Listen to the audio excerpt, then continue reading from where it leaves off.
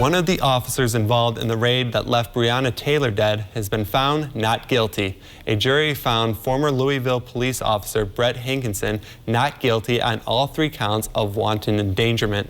The charges did not directly relate to Taylor's death, but rather to shooting into Taylor's apartment and into the adjacent unit, which was occupied by a couple and their young child. Hankinson explained details of the raid to jurors on the stand earlier this week, breaking down tears at times as he claimed he did no wrong that night while defending the lives of his fellow officers. The House passed a bill to help veterans exposed to toxic burn pits.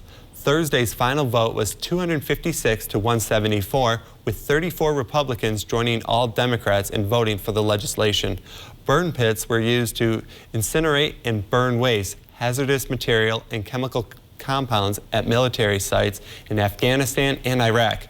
Under the bill, 23 respiratory illnesses and cancers would be considered incurred or exacerbated during military service. It would remove the burden for veterans to prove their toxic exposure resulted in those conditions. The Senate passed a similar bill in February. The 2 chambers will have to reconcile after differences between their bills and likely re-vote on the final package before sending it to President Biden for his signature.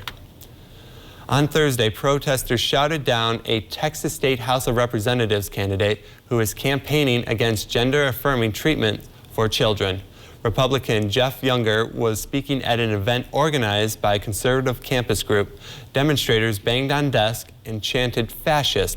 Younger responded by mocking the protesters, repeatedly addressing them by their non-preferred gender. He's running for office after engaged in a multi-year battle with his ex-wife over the custody of their children, one of whom is transgender.